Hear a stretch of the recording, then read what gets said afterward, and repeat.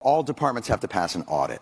Yes. Yeah. And there's really only one that Yes. that hasn't. That would be ours. Yeah. Bingo. Yeah. So why?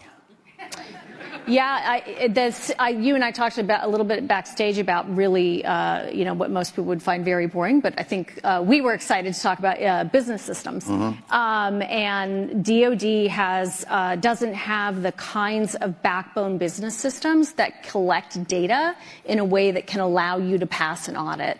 So that's a high priority for me. We've been making sure we're investing in those systems. It's probably a 10-year process. I understand, but you do realize, to an audience of Americans. Sure, I completely agree. Crazy. I completely agree.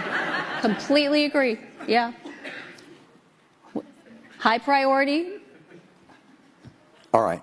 Big investments in the last several years since this administration. How about this? Has come in. Let's remove it out of that. Let's talk about. I'm trying to get to a different answer. The idea of so why is it, forget about the political appointee. Okay. Why is it that this organization that is the most well-funded department out of anyone in our government can't pass an audit and doesn't have a calculator?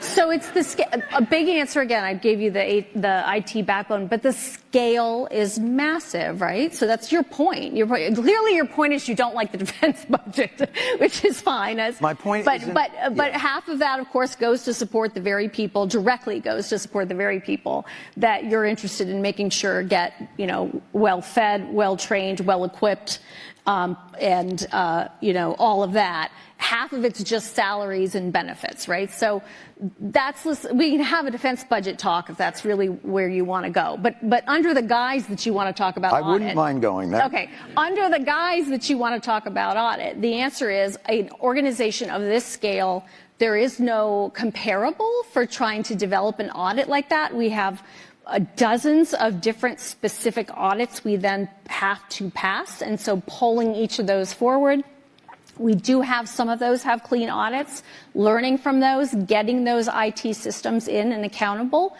and then spreading it across the department. That's sort of where we are. Yes, it is going to take a long time. I believe we should be there. I'm sure anyone that a journalist would like to talk to in the Defense Department about the degree to which the Secretary and I are on people every day saying this is commander's business. Do you feel like these are unfair questions of somebody within a department of that size and scope?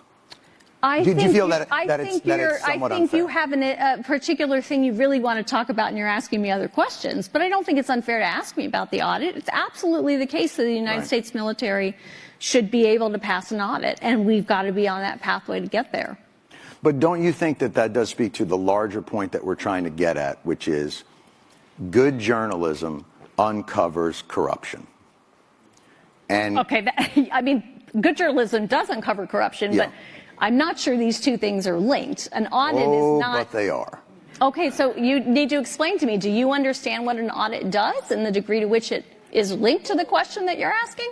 I believe so. Okay, go ahead. Give me your explanation. No, I don't mind learning. So what I would suggest is that the audit that they have in the military doesn't really look at whether or not there's efficacy. It's just whether they got delivered the thing that they ordered.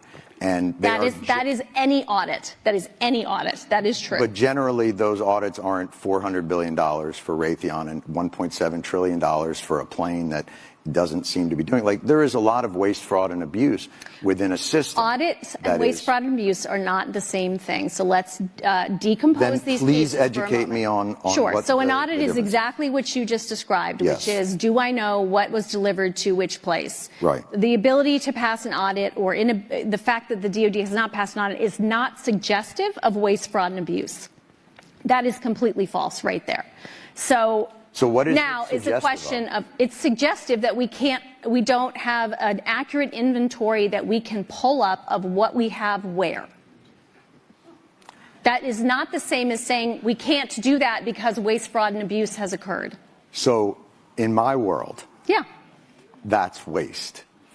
How is that waste? If I give you $1 billion and you can't tell me what happened to it, that to me is wasteful. That means you are not responsible. But if you can't tell me where it went, then what am I supposed to think?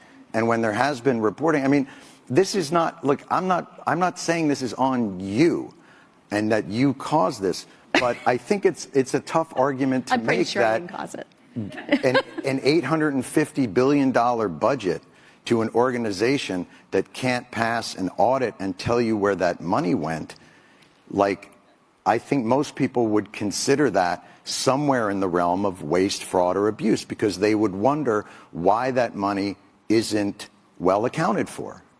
And especially when they see food insecurity on military bases, and they see... You want to talk about that? Because that's a good... We should be talking... I mean, well, I'm trying to understand where you're trying to go, other than the dollars, which really bother you. I think it doesn't really bother me. I think it's all connected. Okay. I think tell me me that story.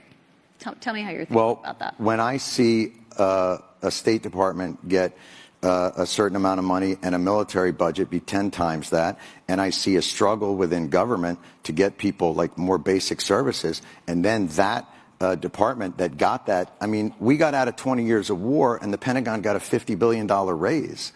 Like, that's shocking to me. Now, I may not understand exactly the ins and outs and the incredible magic of an audit, but I'm a human being who lives on the earth and can't figure out how $850 billion to a department means that the rank and file still have to be on food stamps. Like, to me, that's fucking corruption. I'm sorry.